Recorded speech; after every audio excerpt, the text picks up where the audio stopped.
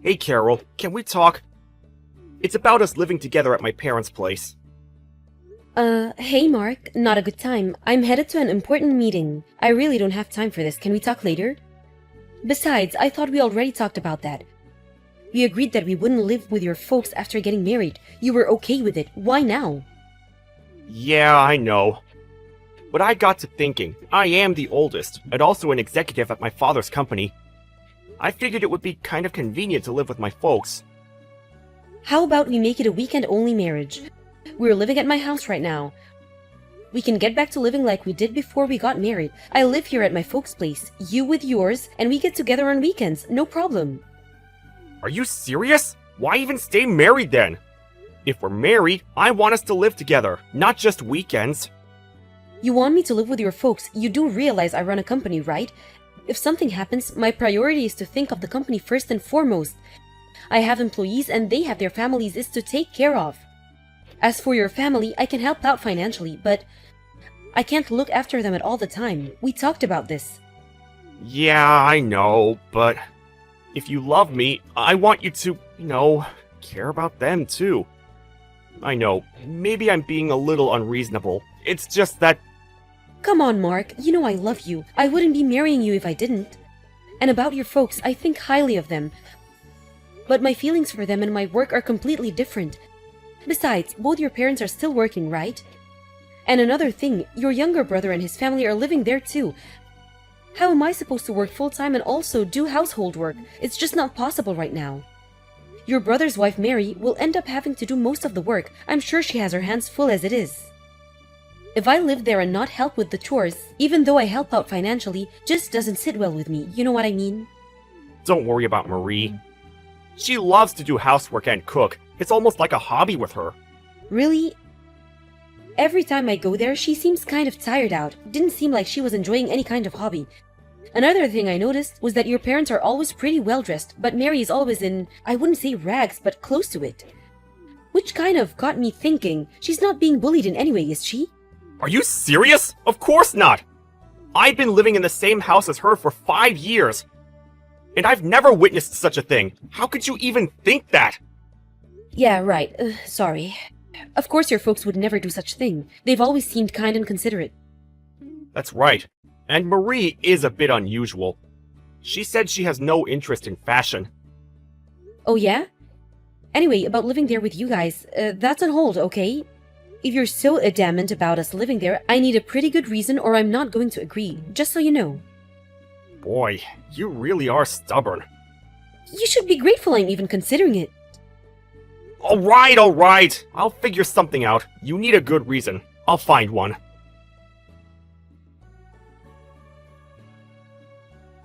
I'm sorry to contact you so late.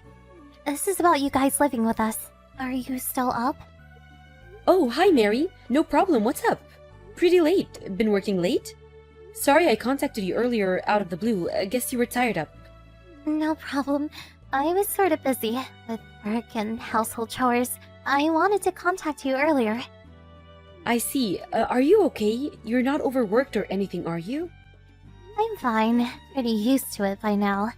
About you guys living here, Mark said that he wants you to live here with us soon. I really don't think you should go through with it. Huh? Excuse me? What do you mean? Can you elaborate if you don't mind? I'll explain, but could you not tell Mark that I talked to you about this?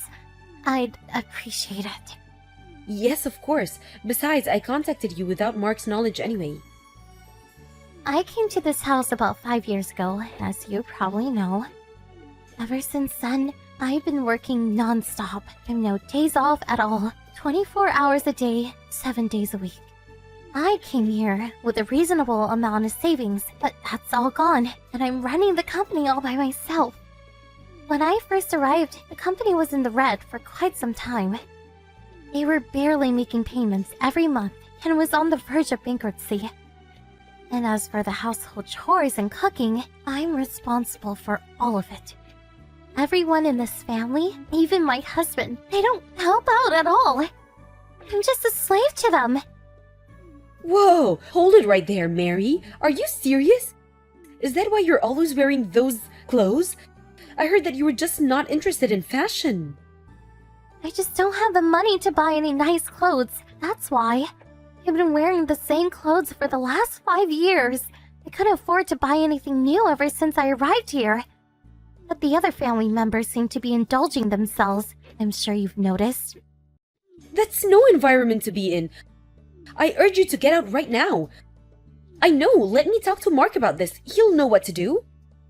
There is no escape.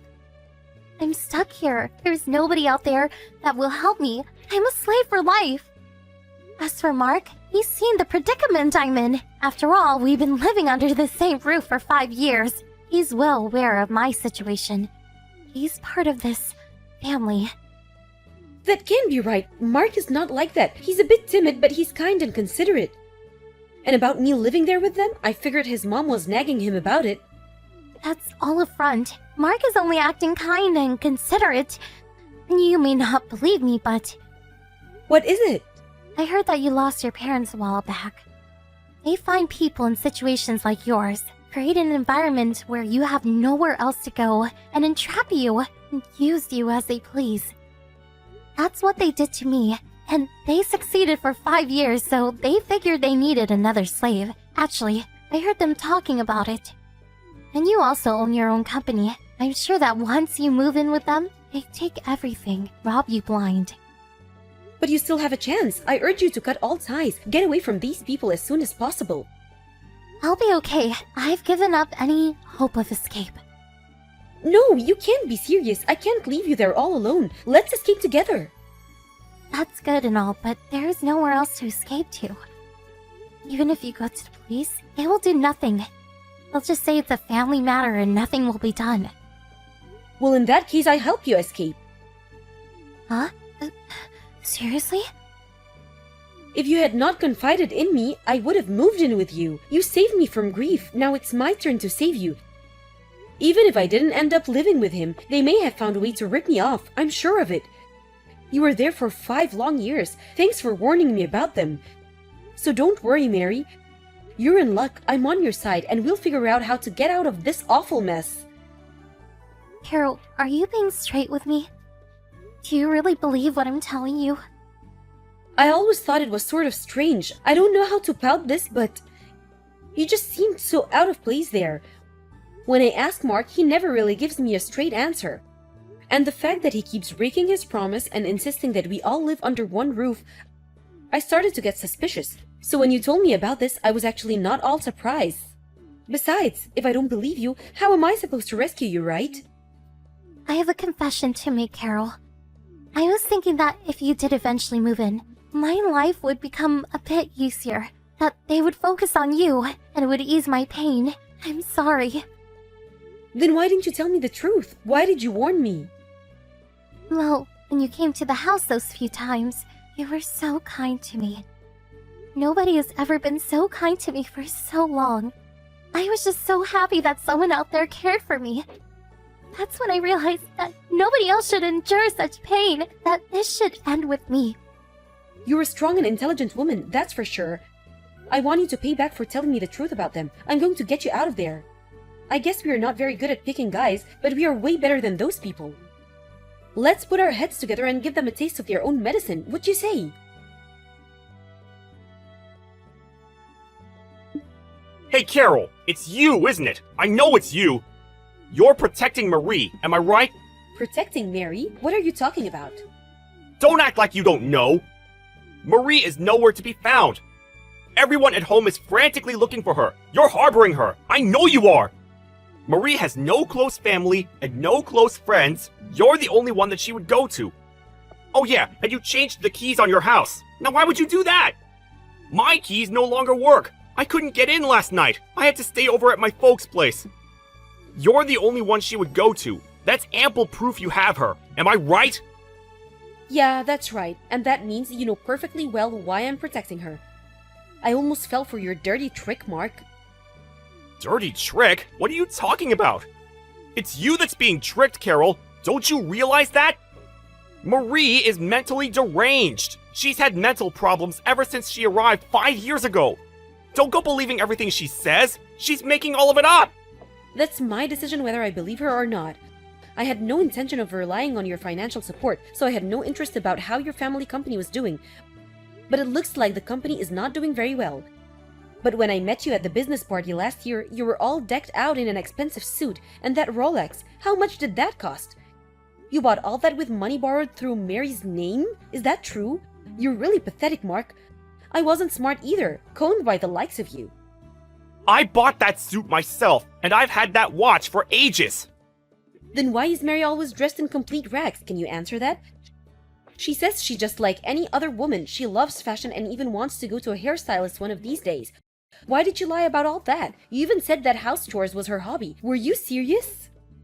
So you're going to believe someone like Marie, who you hardly even know, and not me, your husband? You've completely lost your marbles, Carol! Lost my marbles? It's your family that's crazy. You approached me knowing full well that I had no family, my parents passed years ago, and that I owned my own company, the Perfect Pre. But I'm sorry to disappoint you. I may not have a family, but I have plenty of friends and employees that respect me and would do anything for me. You picked on the wrong person, buddy. Oh, by the way, our marriage is over. I filed for divorce today. Well, so be it! You turned out to be just another no-good bimbo with money! It was a big mistake marrying you anyway. I'm glad I can get rid of you. And thanks for getting rid of the debt-ridden little floozy you're harboring. Saved us the trouble of getting rid of her. We're already planning to find another perfect woman for our needs. We don't need a couple of losers. Marie's served her purpose. Good riddance to her. But I expect something in return, that I get my share of your assets. I have the right to all the savings in your account. We were married after all. A wolf in sheep's clothing, finally revealing your fangs. Oh, and about Mary, I'm going to demand that you pay her compensation for all the years that you guys abused her. My lawyers are working on the details, so be on the lookout for that. As for our joint account, well, that was like for 2 months or so, not much there, so do as you like. Most of it will probably be gone by the time you pay of Mary. Why do I even have to pay compensation to her? She's not my wife! You said it yourself, Mark. You said she was mentally unstable. So I had a psychiatrist examine her, and it seems she was affected by all the abuse your family reaped on her. Mentally she's sound, but emotionally, that's another story. I have a full report from the doctor that examined her. To make a long story short, she's suing you and your family for emotional distress. Did you know that you can get compensation for stuff like that? I had no idea. There's no proof that we caused her to become emotionally unstable. Why do you think I'm divorcing you? You really think I didn't do a little preparation before deciding to divorce you? I had Mary record as much conversation as she could while she was at your house. When we deemed it etiquette, I got her out of there and over to my place. Bet you had no idea. I heard all the recordings, and there was plenty there. Your family talking about me and how you guys were going to rob me blind and enslave me. I wouldn't be surprised if you guys even saw some jail time. Oh yeah, and one more thing. I'm going to have a friend at a major magazine to publish all this, so this never happens again. And I really wouldn't do anything stupid going forward. Excuse me? Are you out of your frigging mind? Magazine? What magazine would write about some boring family? You make us sound like the Manson family or something. Do you really run a company, Mark? You really should keep up with the times. Magazines are hand up for stories. Their sales have dropped. Everyone is reading stuff online. Most major magazines will write a story if we pay them enough. We could spruce it up any way we want. Give it a title like, let's see, I was a slave for 5 years or something like that. Or maybe The Evil Family. That would draw plenty of readers. You're really going to go that far, huh? But I know you. You won't do anything. You'll just end up hurting your own business. That's what you're most concerned about anyway. Oh, I will go through with it. You can count on it. As a matter of fact, I really met with the chief editor. If I can help more girls, it's money well spent. The whole world will probably not even hear about it, but if enough people in the community read about it, well, you can imagine the backlash, I'm sure. Long as people in the neighborhood read about it, I'm fine with that. Do you get a kick out of making me and my family suffer? I didn't think you were such a despicable person, Carol. You know what? I really feel sorry for you. Please don't give me that. Playing the victim now? After all those years of treating Mary like a slave, stealing all her money, I've always believed I was an honorable person. If someone threatens me, I threaten them right back. If someone gives me respect, I respect them back. That's all I have to say to you, Mark. Come on, Carol. It's not if I treated Marie that way because I wanted to. My folks made me do it. I had no way to refuse. You know how they are. I'm glad that there's even a tiny bit of remorse left in you. Does that mean you're going to forgive me? Let's start over. What do you say? Sorry, that's not gonna fly. After the divorce goes through, show me that you're really sorry and do the right thing. If you really love me as you say, you wouldn't have a problem.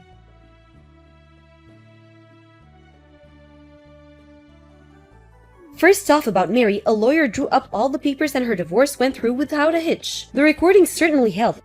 And with all the evidence, she was able to get a fair amount of compensation for the years of abuse she endured. Mark was able to get half of our savings account and few joint assets, and with all that money the family paid Mary her due. I doubt there was much left for Mark. Mary continued with her meeting with her doctor and gradually seemed to be recovering from her emotional trauma. Currently, she's staying with me and I told her she should just relax, but she insisted on helping me around the house. She even helped me with my business. I can never forgive that family for abusing and traumatizing such a kind and considerate woman like Mary. The ordeal with Mark's family made it into the magazine and they were the talk of the town, in a totally negative way of course. It seems the company went bankrupt and their house was foreclosed. That magazine article really tore the family apart, it seems. I heard that they all went their separate ways. They've always relied on each other for survival, and now the family is no more. I wonder how they will survive. I'm pretty certain they're not leading such a joyous life. Some other family is living there right now. As for all the family members, they sort of disappeared into the night, kind of fighting for them. As for Mary and I, we're currently living together and to be honest, really enjoying ourselves. This house my folks left me is way too big for me alone. Anyway, it's as if I inherited a young sister. For a while, I was a bit depressed, figured I was just not fit for marriage. But I was able to rescue Mary because I was married to Mark. That's something, isn't it?